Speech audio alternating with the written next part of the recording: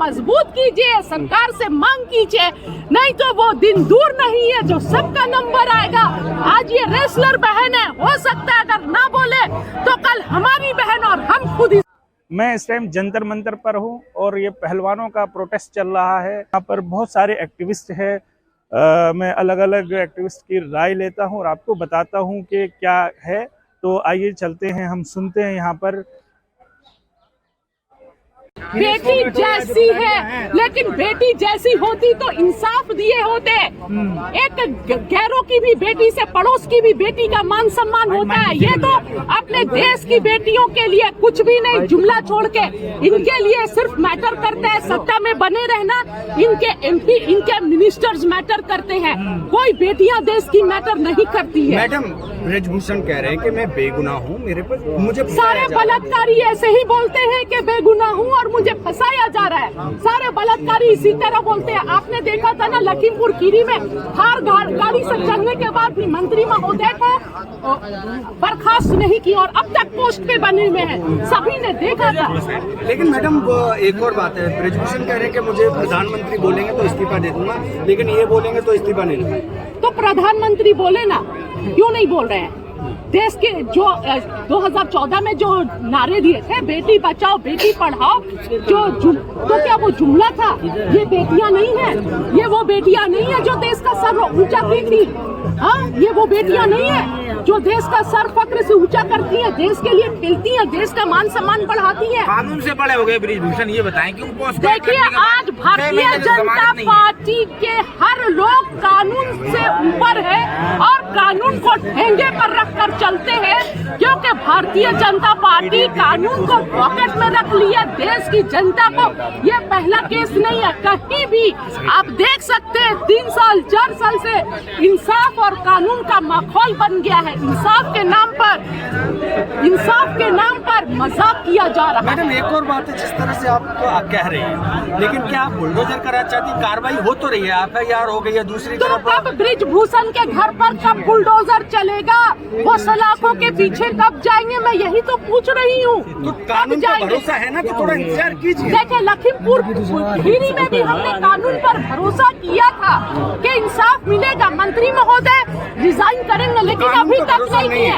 अभी तक देखिए, हमें कानून पर भरोसा है पर इस सरकार के इंसाफ पर भरोसा नहीं है। लेकिन मैम कुछ लोग समर्थन में उनके रैली और सभाएं कर रहे हैं। देखिए, आजकल तो ट्रेंड चल गया है ना, ये पहली बार नहीं है। आसिया का भी जब बलात्कार हुआ था तो उसके समर्थन में, बलात्कारी के समर्थन में रैलियां निकाली गई थी।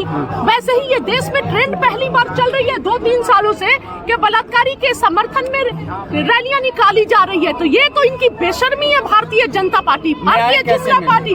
न्याय कैसे मिलेगा जब सत्ता में बैठे लोग बलात्कारियों के साथ रैलियां निकालेंगे, बलात्कारियों के फेवर में रैलियां निकालेंगे, तो देश की बेटियां कहाँ जाएंगी? देश की बेटियां किससे इंसाफ मांगेंगी जब सत्ता में बैठे लोग? समय नहीं लगता है, जो इंसाफ मांगता है उसी पर लांछन लगा दिया जाता है। लगता है कि न्याय मिल पाएगा?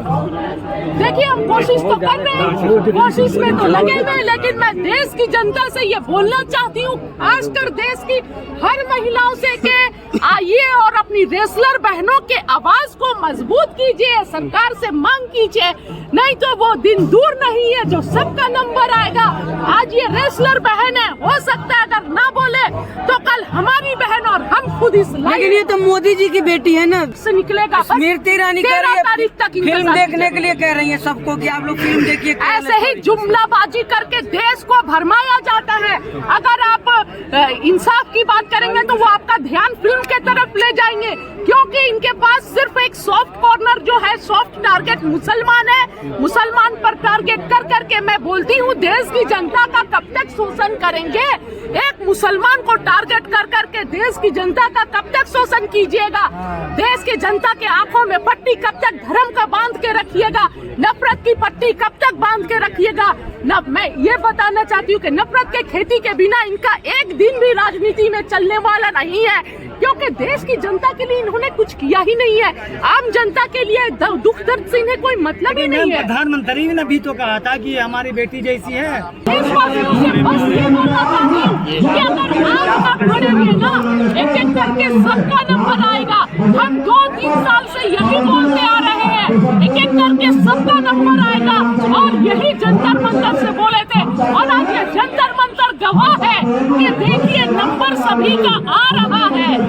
जो चुप रहा और तमाशे देखा और सरकार की गलत नीतियों का समर्थन किया, उसके साथ भी वो कैची में फंस गया। तो प्रधानमंत्री है जी बिल्कुल, क्योंकि चुप है क्योंकि इंसाफ उन्हें करना ही नहीं है। इंसाफ का कोई उम्मीद ही नहीं है। सिर्फ ढोंग है, बेटी बचाओ बेटी पढ़ाओ एक जुमला है।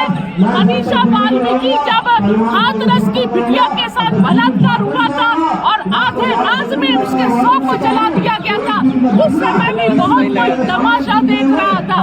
बेटियों के लिए आवाज नहीं उठाया। जिस समय मीडिया वालों को भी अंदर नहीं जाने दिया जा रहा था, सरकार से किसी ने सवाल नहीं पूछा कि हाथरस में मीडिया को जाना क्यों मना है, हाथरस की बेटी को आधे रात में क्यों जलाया गया। ये सरकार जो महिलाओं के सम्मान के नाम पर सिर्फ धोखा है, जुमला है, सम्मान करना जानती ही नहीं है। और मैं एक शब्द और बोलना चाहूंगी, थोड़ा कड़वा है। जब प्रधानमंत्री जी क्या बोलेंगे, जब उसने अपने पत्नी का ही सम्मान नहीं रखा और पत्नी को छोड़ दिए, तो वो दूसरे घर की महिलाओं की क्या सम्मान करेंगे, क्या उम्मीद करेगी। बेटी का दर्द वही समझेगा जिसकी बेटी होती है। महिला का दर्द वही समझेगा जिसके घर में महिला होती है, जो अपनी पत्नी को सम्मान देता है, जो पत्नी को इज्जत से घर में रखता है। जिसने पत्नी के साथ धोखा दे दिया, वो देश की महिलाओं को कैसे उसके साथ इंसाफ करेगा। देश की महिला कैसे उम्मीद कर सकती है ऐसे आदमी से। मैंने पॉस्को एक्ट लगने के बाद भी गिरफ्तारी नहीं होती है। देखिए यही के साथ खिलवाड़ हो रहा है क्या? बिल्कुल, आज जो हम बोल रहे थे वो देख रहा है, पूरा देश देख रहा है कि किस तरह बेशर्मी के साथ अभी तक बैठे में है एमपी साहब अपने पोस्ट पर, पद पर, किस तरह बैठे में। पॉस्को एक्ट लगने के बाद भी इस्तीफा नहीं दिए। ये तो वही हाल हो गया जिस तरह लखीमपुर खीरी में किसानों ने गुहार लगाते रहे कि जो थार गाड़ी से कुचला गया था किसानों को, उनके पिता को हटाया जाए, पर वो पोस्ट पर बने रहे।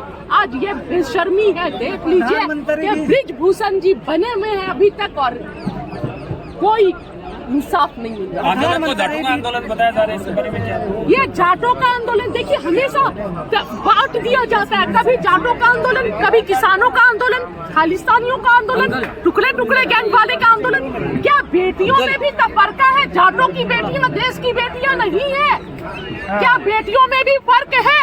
स्मृति ईरानी क्यों नहीं बोल रही हैं? वो बोलेगी जब चुनाव आएगा तब बोलेगी, ड्रामे करने आएगी, खेत में जाकर गेहूं काटेगी और देश की जनता को। विनेश फोगाट, अरे बेटी होती, मोदी जी की बेटी होती, बेटी का दर्द समझते तो ये बेटियां अभी यहाँ पर जंतर मंतर पर धरने में नहीं बैठी होती। इनको बैठने का जरूरत। मोदी जी खुद लाइव कैमरे पे कहे कि विनेश मेरी बेटी है। तो मोदी जी इंसाफ क्यों नहीं दे रहे हैं? क्यों इतना देर लग रहा है? अरे पहले बर्खास्त तो कीजिए, बाद में जांच होगा। मैम आखिरी सवाल, स्मृति ईरानी से क्या कहेंगे पूरे मामले को लेकर? स्मृति ईरानी से कहूंगी कि जरा भी अगर शर्म है, जरा भी शर्म है तो इन बेटियों के लिए बोलिए। एक महिला होने का इज्जत और मान सम्मान रखिए। एक आप भी महिला हैं और आपके पास भी बेटी है, कम से कम उस बेटी और महिला होने का मान सम्मान रखिए। देश की महिलाएं और देश की बेटियां आपके तरफ देख रही हैं। ऐसा न हो कि आपका नाम काले अक्षरों में लिखा जाए। इतिहास जब पढ़ा जाए, आने वाला जनरेशन तो काले अक्षरों में आपका नाम लिखा जाए। शुक्रिया, बहुत धन्यवाद।